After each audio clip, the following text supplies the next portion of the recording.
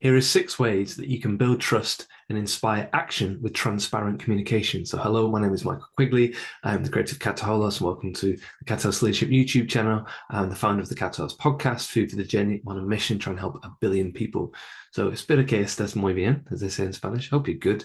And I hope I can give you something in this video, or 6 things really, that can help you with this very important aspect of leadership. So I've written some notes. You might want to make some notes. Let's go into the first one. So the first aspect of building this really good transparent communication so that people trust you, they take action, you take good action, is number one is you don't have to share everything. This is a real trap that a lot of leaders fall into. They think they have to give their followers or give their team members or give their customers their preferences all the time. I'll give you an example. This woman said to me once, my team say they want me to be vulnerable to the point that they need to see when I'm struggling and when I'm emotionally sad and not good. Should I show it to them? And I said to her, do you want to do that? And she said, no, I don't think so at all. And I said, I don't think so either. What they're saying about vulnerability is they want to see mistakes, they want to see you're a human being, but you don't have to share all of the bad stuff. You don't have to share every single piece of information. I make the point that you shouldn't do. Think about it. If you're a parent and you've got children, you don't say, Dad's behind on the bills, and I'm not concerned. I'm a bit concerned about having a house next week. You wouldn't say that to somebody, right? So part of leadership and part of good communication, especially transparent communication, is to understand what do you share and what do you not share? What do they need to know and what do they not need to know? Remember, transparent means you can see as opposed to opaque. It doesn't mean they need to see every aspect. That might just overwhelm us. That's the first thing. You don't need to share everything. Relax. The second thing is something which I got as feedback recently, actually, from some people that I was helping in leadership position. And they said, Mike, one of the things we like best about you is you're very transparent. I said, well, what does that actually mean? And he said, well, we know where we stand with you. If we ask you a question, you'll actually give us an answer and you'll share information quite openly. And we really like that. So I thought, well, that's really cool.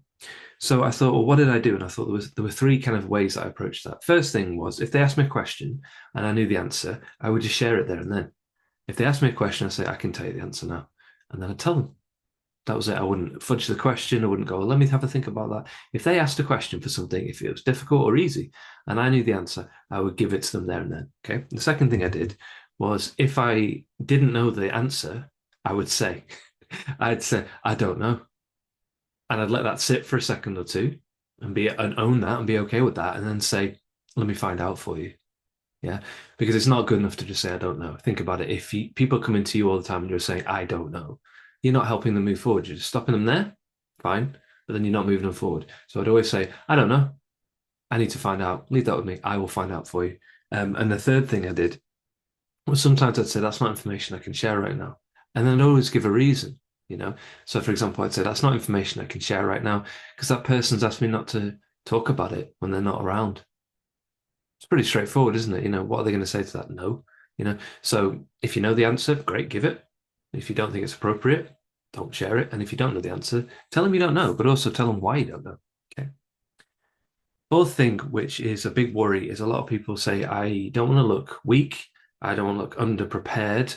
I don't want people to kind of, tear me down by me making mistakes in terms of information. So for example, you're at a meeting and somebody says something to you and you're underprepared and you think, I don't actually know the answer to that question. You think everybody's going to kind of laugh at you. Well, you're going to make mistakes and you're going to fail and you're going to have people asking you awkward questions in leadership. That's absolutely going to happen. But I think the way to balance that fear around sharing too much, put it that way. Yeah. You think, I've said something and I can't unsay it. And now they think I'm weak. And now they think people say to me, I waffle, I talk too much. And, so be aware of that. Yeah.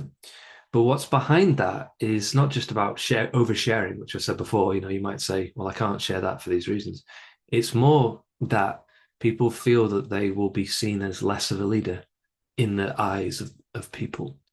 And what I'd say to them, and I've said this for years to people, and it's something I'm very aware of with my age and having always been the youngest of 4 boys around older people, is don't give people power over you to intimidate you and make you feel less of a person, regardless of your title or your age. It breaks my heart when I have junior managers and younger people say, they really intimidate me. Speaking to the senior partner, I'm speaking to the business owner, I'm speaking to the director, and I got really scared. And I said, why? Why? And they said, well, and they couldn't quite, it wasn't anything the person was doing. It was more just the intimidation of the title. don't give them that power.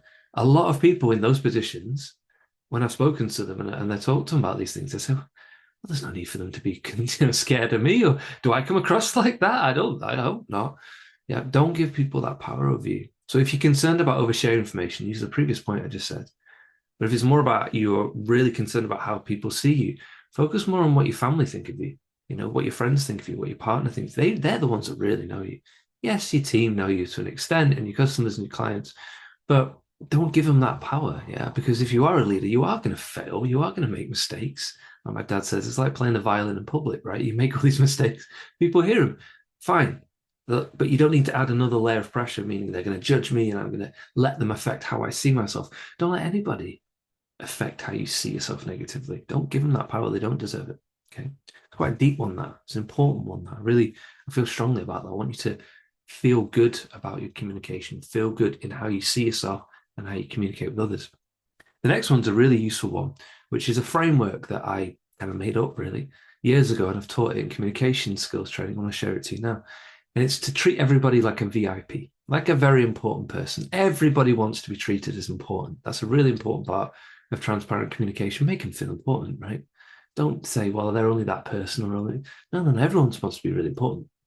But the V actually stands for vision. So if you're communicating with people and you want to inspire them, you want them to trust you, you want them to take great action, always make sure to communicate the vision, the big picture. What's the point? Where are we going? What are we trying to achieve? In leadership, that should be a large part of your communication. When you're talking to your team, when you're talking to all sorts of different people, that is a big part of your responsibility. That's your role, really. This is where we're going. Talk about that.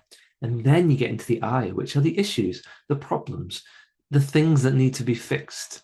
Please always add that they're temporary and be specific. Yeah. So this is where we're going. And we've got these two issues that have been going on for 6 days. And this is how we might be able to solve them. So move into P. And the P is the positive solution. So what we're going to do about it. Yeah. What is the action point? Yeah. Inspiring action. What is the action they're going to take? What's the action you're going to take? Could be both of you, could be somebody else into the action.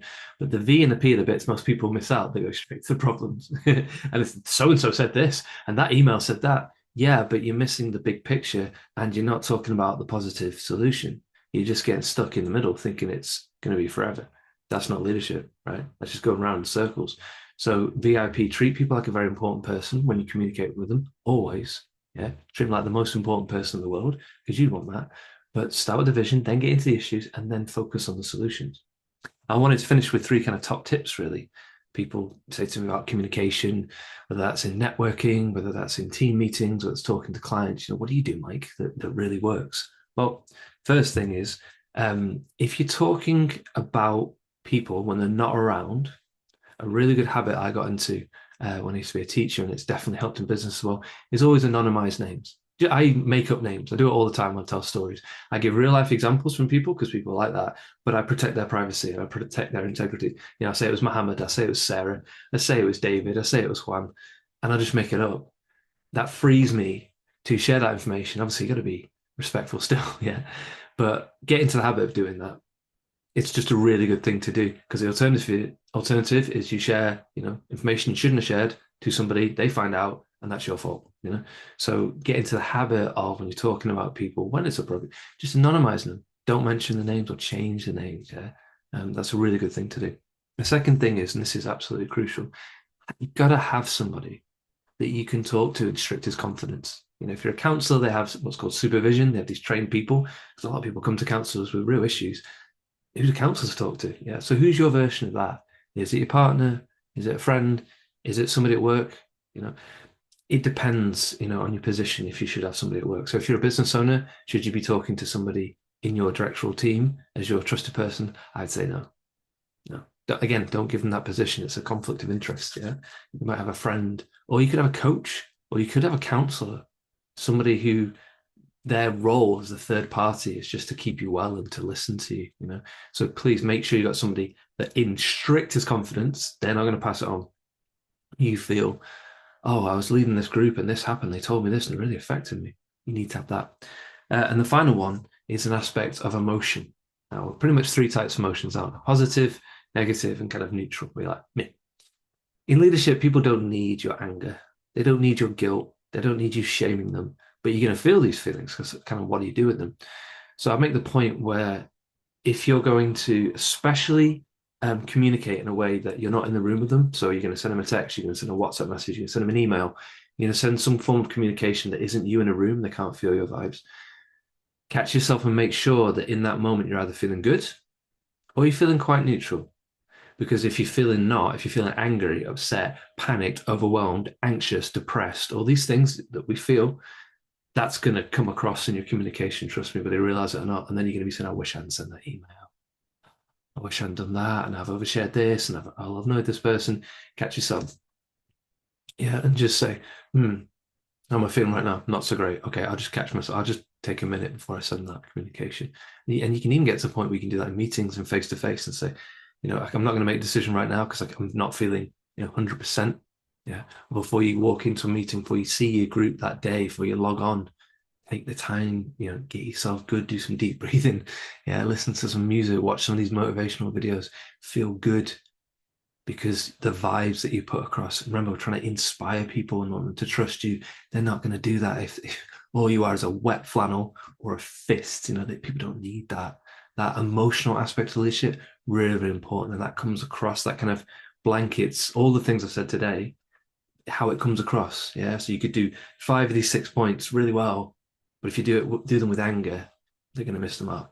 But if you do them with just neutrality, or even better, with a bit of positivity, you get superstar results. So I hope you enjoyed that. I hope those 6 aspects are going to help you to inspire people. And comment below, let me know, which of the 6 do you like the best? Are you already using some of them? What are some of the results? Obviously, anonymized names. Have you got something you might want to add to this and say, Mike, I think you should add this, talk about this, please let me know in the comments below. Please subscribe to the channel. It helps us to grow if you enjoyed it. Take care and see you soon.